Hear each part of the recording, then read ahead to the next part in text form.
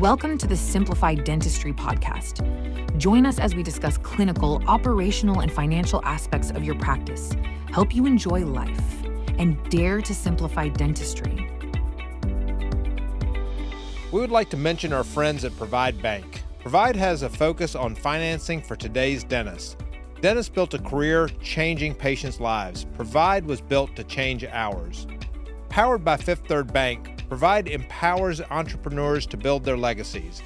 As a leader in tech-enabled financial services, please text SIMPLIFY to 214-620-9577 and see how Jonette Green can become your banking partner. All right, welcome back to the Simplified Dentistry podcast. I'm Mortaza Shakan with my co-host Richard Offit. Today we're joined by Dr. Rod Strickland and Jimmy Studzinski. Welcome, gentlemen. Eager to have you and have this great discussion. Thank you for having me. Yeah, thanks for having us. So Jimmy, we'll start off with you. Kind of give us an idea about your story, how you got into dentistry, and what you did before and where you are right now. Awesome. Yeah, I actually came from the cardiology side of the medical field for the majority of my professional career, and then my wife had her second baby on the way, and she said, you got to get out of the hospitals and the ERs and the cath labs, because guess what? Hospitals never close. And so I started my research around 2009 of looking for that next opportunity that would fit me, and realized dentistry, on average, you guys work 3.5 days a week and, have a lot of closed hours. No. Rick's the hard working dentist. 5 days a week for 40 freaking years. I said the majority, but Rick had 40 years of private school tuition to pay. Yeah, that's right. So, I also then say I had four kids in private school, so I was down working anytime somebody would show up. Sure. And that's where the smoke and mirrors came in, was that, I'd already been selling, medical devices and things like that. So I wasn't moving into, the everyday selling cotton rolls and gloves and things like that. So I jumped immediately into capital equipment, and then quickly realized that, you dentists don't have time, because you're running around 3.5 to 5 days a week or more. And the times that you had to meet with us and have these long-term, long decision conversations were on Fridays and Saturdays, and yep. So it didn't work out quite the way that my wife thought it was going to, but I loved it. I told her I was going to give it a year in dentistry back, starting in late 2009, and looking back 15 years later, I'm still in love with it. What you guys do is a different thing than where I came from in cardiology, but so I did almost 14 years selling capital equipment, especially in digital dentistry, 3D printers, 3D cone beam CT technology that technically grew the bottom lines of practices, had huge patient impacts, and changed the way that your staff, your teams, your patients experience dentistry, for the better. And I loved every aspect of that. And, so over the last year or two, started looking for, hey, what's that next stop? And, after 15 years doing that, it was, looking at transitions. I've always been interested in real estate. So I joined a company that does both healthcare real estate as well as healthcare practice sales. And the more I dive deep into it, the more interest I have to it. And it still, at the end of the day, brings a huge value to the ultimate patient experience, to your staff, to your teams, and to the legacy that you guys have built. Well, Dr. Strickland, we'll give you the mic now and let you tell us about your story. I know yours comes from a really kind of interesting background as far as being a practitioner, practice owner, and then going now into the next phase of your career. Right. So, yeah, my name is Rod Strickland. I'm a dentist. Went to dental school in Indiana University and practiced in Indiana for about 13 years. And then in 2007, moved down to Savannah, Georgia, and practiced in Savannah for about 17 more years. And I have owned multiple practices. I've been a single practitioner in a small practice. I've been with a small group practice where I was one of the owners, in a large practice. I've been a partner, and I've been an associate. So I've kind of been, I think, just about one of everything in dentistry. Last year, I decided to retire from clinical dentistry, and I had I was having dinner actually with the gentleman who founded our company, Legacy Practice Transitions. We were having dinner on Hilton Head Island, and I told him I was getting out of clinical dentistry and looking for another business to run. I'm too young to quit working, so I just wanted to retire from clinical dentistry. And he suggested that I get into practice transitions. Well, that See, happens. that's what I was talking Yeah. about. Yeah, there you Right. go. There you go. It's that 3.5 day life, right? It's Yeah. gone. I'll go ahead and That's take right. the bullet that it sounds like none of us do anything that keeps our wives happy. So Yeah. That's why we're even with our best. that's why we're here on Thursday night till 9 o'clock, yeah, right? Exactly. Right. Well, tell me this. I mean, I practiced dentistry a long time, and I saw a lot of changes. And how has it changed, you guys? How has it changed that in the buying and selling of a practice, right? I mean, it used to be that a kid grew up in a small town and he knew the dentist down the street, and the dentist knew the kid, and they'd kind of say, hey, when you get out, I want to go to dental school. Well, when you get out of dental school, come talk to me. I mean, that's how it used to happen, right? So how's that paradigm shifted? Rod, go ahead. That's a great question. And I've got a great story to tell you. When I graduated dental school, before graduation, I started working with this gentleman, Ron Procus, who had started Legacy, although he was with AFTCO at the time. And he was showing me practices while I was waiting to get my license. And I got my license, found a practice. He said, talk to this banker. I spoke to the banker on a Wednesday. The banker called me the following Monday, said, you're approved. And that was it. It was literally, 3 business days to get approval on this practice. It was a typical bread and butter practice. So that was then. The majority of dentists would graduate and they would go into private practice, purchasing a practice, or associating in a private practice. But the majority of dentists would purchase or hang their shingle and start something right out of school. Today, it's a lot different. With corporate dentistry, banks are still eager to loan money to dentists. There's no question. But they want to see 6 months minimum, a year to 2 years of work product that this young dentist can produce before they'll really go out and loan money to them. And the main reason is they want to see how much this man or woman can produce based on what practice they're looking at. If they're looking at a practice, $1.5 million practice, the dentist is doing $1 million in dentistry, hygiene program is doing $500,000. They want to know that dentist can produce $1 million. If they've been in an associateship where they've been producing $300,000 a year, that's a pretty big jump to go from 300 to $1 million. But if they've been in an associateship doing $700,000 a year, that's not that big of a jump as an owner to be able to bump it up from 700 to $1 million. So to me, that's the biggest difference is these young dentists are almost exclusively, they're all going into associateship programs, whether it's in a private practice or whether it's with corporate dentistry, prior to actually purchasing a practice. So Jimmy, what are you thinking? I mean, when we look at that question, what's the biggest change in the last 10 years that you've seen with the practice transitions, buying and selling? Where's your head on that? So, based on everything that I've dug into and researched and my personal experience, it was just like you said, Dr. Offit, at the beginning, is that, it was this whole secret industry that, you had a relative, right? It was an aunt, an uncle, a grandfather, a father, a mother, somebody who practiced dentistry, and is why you went to dental school. And then you were just going to roll into their practice, or they knew somebody in the area that you wanted to be. And you went and you made the deal based on revenues of the practice, right? And there wasn't a whole lot of checks and balances to make that happen.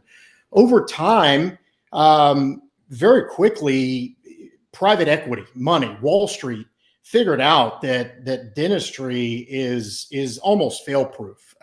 You guys probably know dentists more than what Wall Street knows that have failed, but it's based on their numbers, it's less than 1%. And that changed when you're talking about, 10, 15 years ago.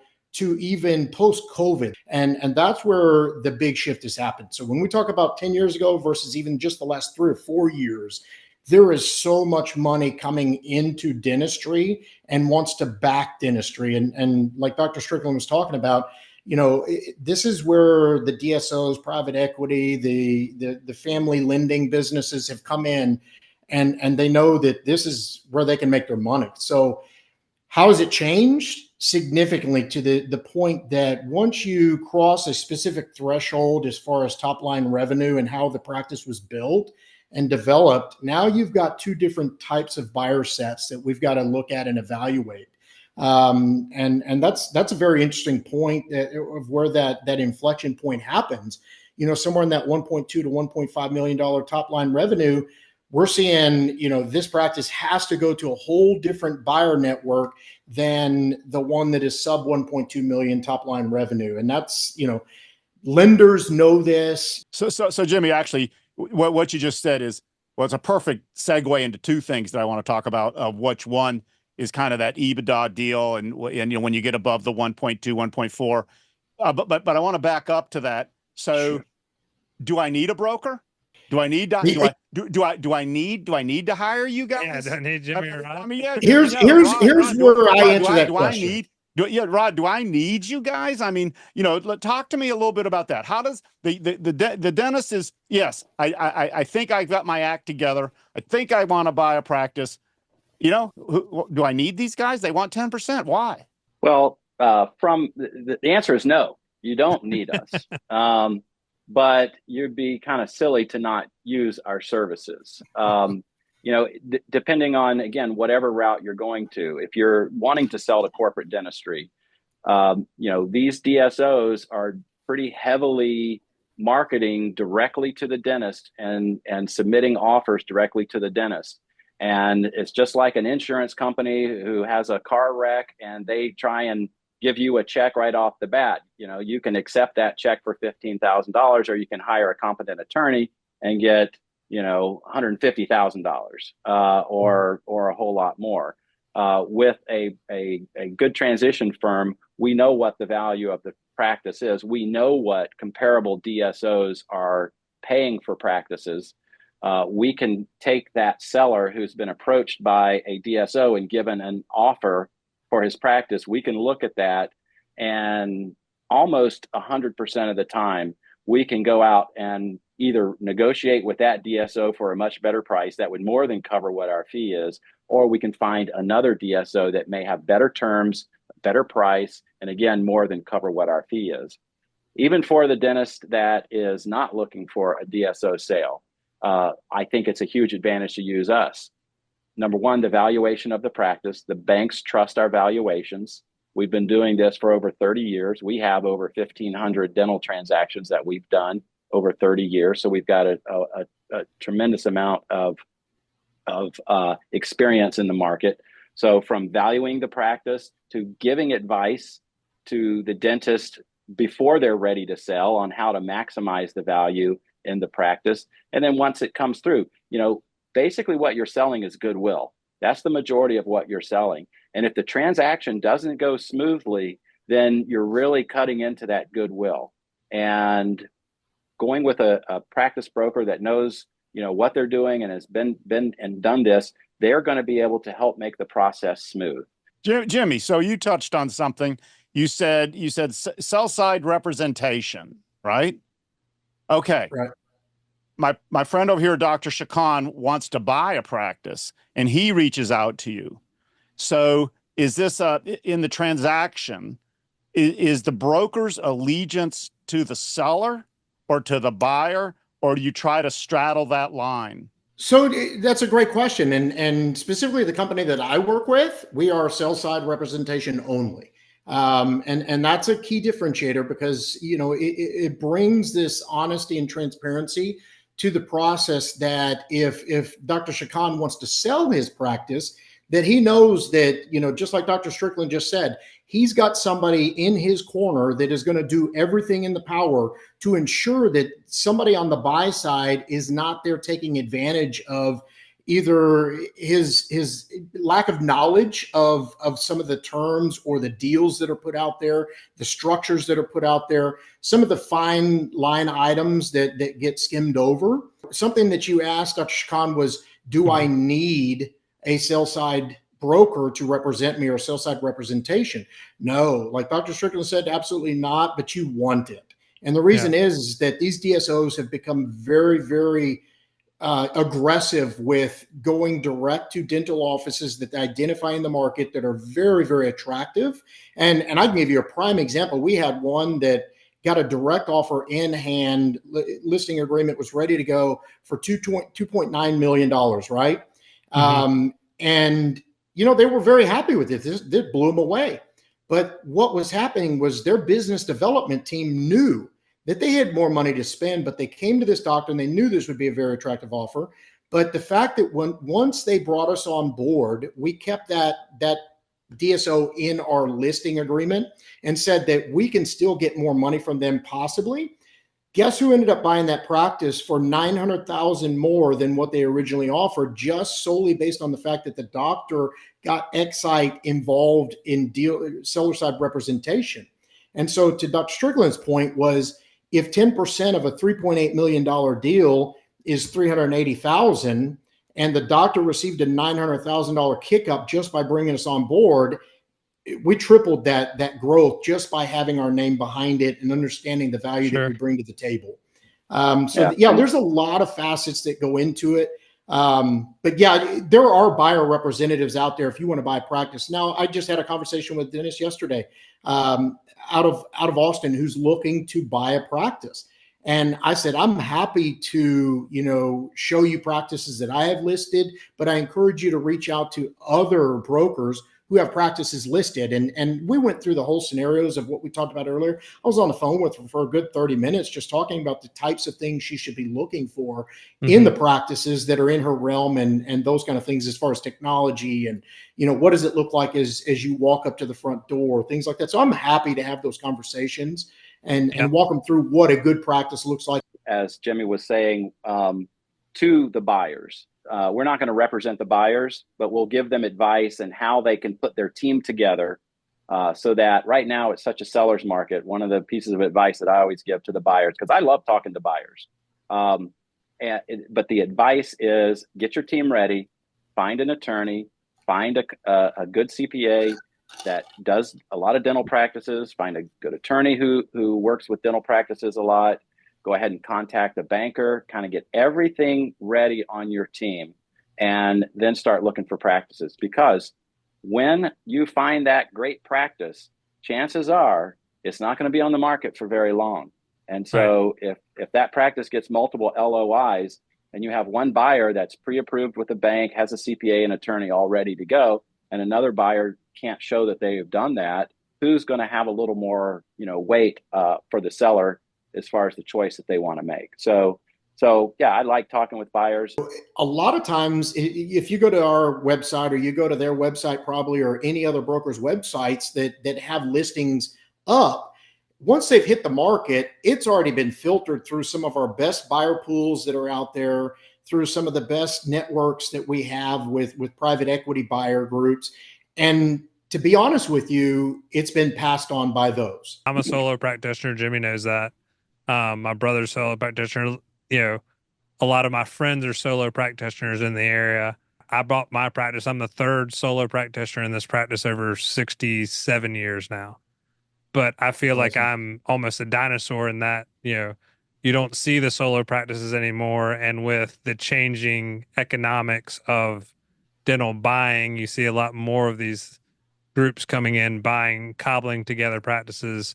Are you seeing a death of the solo practitioner and the advancement of these group practices? Right, let's not call it the death of them. Let's kind of maybe the extinction of them. I guess that's the same there you thing. go. Yeah. Basically, I mean, how many dinosaurs do you see running around, right? Exactly. But I've got maybe a little different opinion than some people have on how much consolidation there's going to actually be in the market. Some people are saying, you know, the market's going to get 70% consolidated, meaning that, you know, of all the dental practices in the country, 70% of them will be a form of in a corporate relationship of some sort. I don't see that as happening. Dentists have always been pretty resilient and push back on things like this. You have to realize that these private equity firms, they're looking to buy practices, just as Jimmy said, in that 1.2, 1.5+ range. They want to see a certain amount of EBITDA, or else they're just not interested in it. The average dental practice in the United States is somewhere, $700,000, $800,000 is the average. So the average practice would not qualify to be a DSO candidate. So unless these private equity groups or individual DSO buyers, unless they reduce their standards and they reduce the values of what they're looking for, then it's not going to get anywhere near 70% consolidated when the average practice doesn't meet their requirements. I think that's a spot on deal, what you're saying, in that from my own personal experience, we built a DSO, and the whole time we were doing it, we had to gear it towards what the buyer of our DSO wanted. All right. Correct. So the practice had to check all the boxes, had to have a certain amount of EBITDA. Doc had to be willing to work a certain number of years. But where there seemed, so we would talk to dozens and dozens of doctors, and we go, man, that was a great guy, but he doesn't check all the boxes, right? So it seems that there's a tremendous amount of value out there in the practices that don't check all the boxes, right? So maybe for our listeners, maybe what the goal is to have you guys find them a practice that's $700,000 practice, that if they introduce technology, they get with Jimmy's sort of people, they bring in, they digitalize all the records, they start doing some CAD/CAM restorations, that they could easily computerize your hygiene recall system so it's not Ethel going through file cards. Yeah. You probably could take that practice from that $700,000 to $1 million pretty quickly, but that's a whole nother subject. Yeah. One of the things that I wanted to talk about, and Rod, you might have touched on it, Jimmy, is the young guy, gal coming out of a residency program, you're somebody that's coming out of like Dr. Shakan did. He's been an associate, and he's looking for these practices. And I think, Rod, you said it about getting pre-qualified and so forth. My question really to you all is, what ground game? So we have what ground game do they need to do to get ready to buy a practice? In other words, should they identify their lender? Should they, one of y'all said, get your CPA in line. It's not a natural thing when you're coming out of residency to know a CPA, to know, an attorney, to, you're moving to, you don't know even what town you're moving to. And so it's very hard to kind of get that team around you. What are you all thinking about that? Should you get connected up with the lender ahead of time? Should you get connected up with the attorney that does dental practice transition? Should you do, what are you all suggesting on that? Yeah. And do you all do those services for these? Yeah.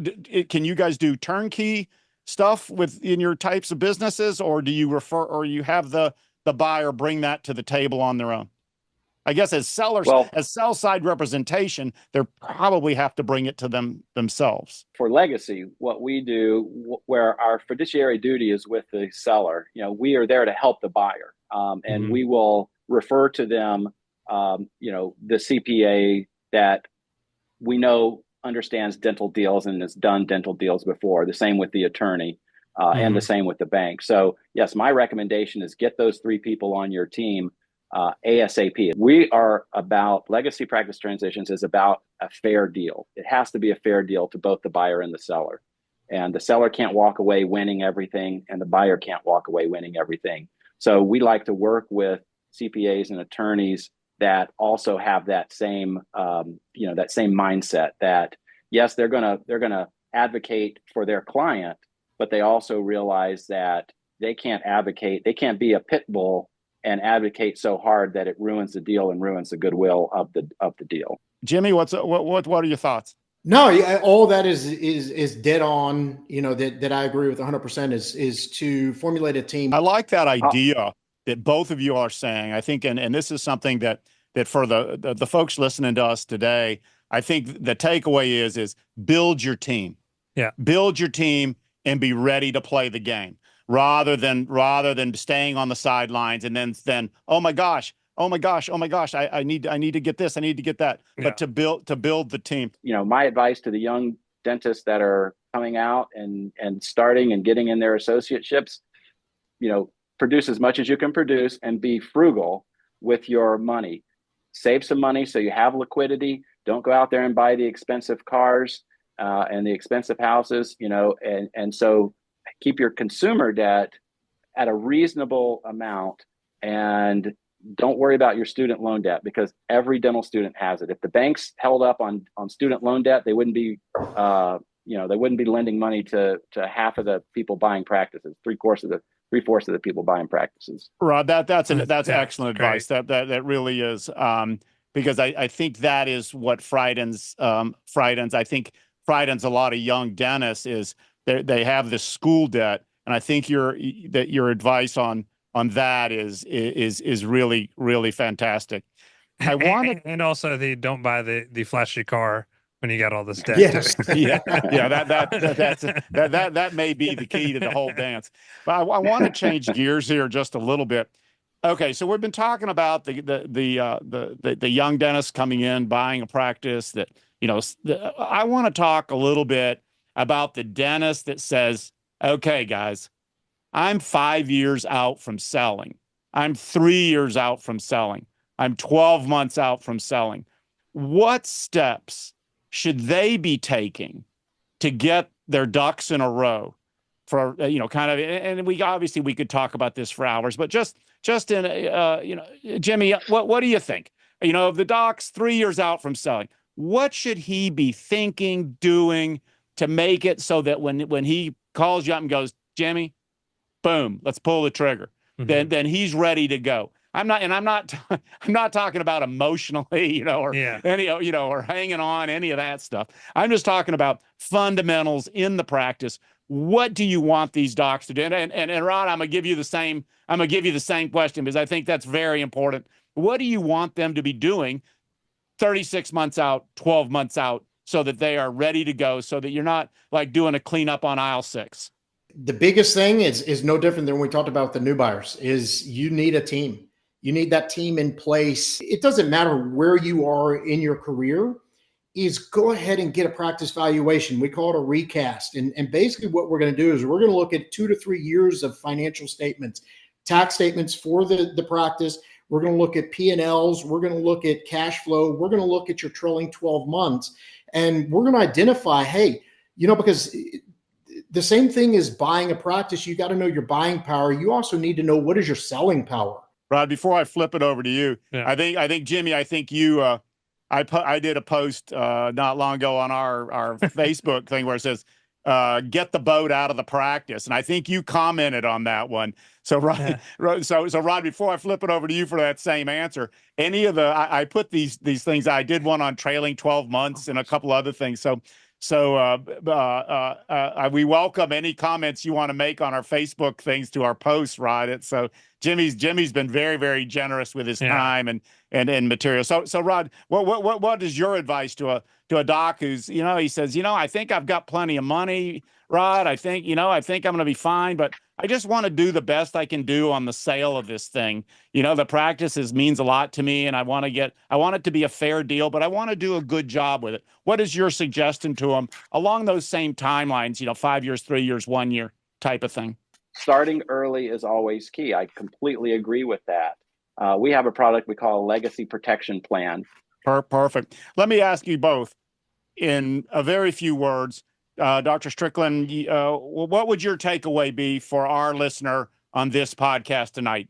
In a few words.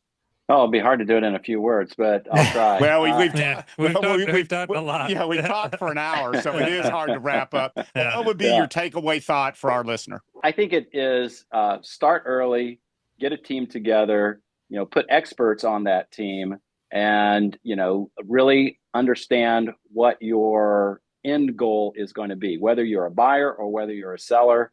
I would suggest working with a transaction firm that has a great reputation, the way ours and Excite does, and start early and put the right people on your team. Jimmy, Nice, Jimmy. My last words of advice for anybody listening would be, reach out as soon as possible, establish a relationship with a sell side representative, and like we said, whether you're a buyer or a seller, reach out, establish that relationship as early as possible so that there are no surprises. Because like you said at the beginning of the call, Dr. Offit, one of the big surprises is, hey, there's a 10% commission that goes with this. And we don't want that to be a surprise, but we also want to show where that value comes from. Once you establish a relationship and understand the value that we're going to bring to the table, and you're ultimately going to be the winner of this, whether, a lot of times we negotiate that it's anywhere from 7 to 10%, but that's not a big surprise. And you understand why that commission is paid once the deal happens, right? And I think that's a big part, is we bring value to the table from anywhere from the middle of your career to the end.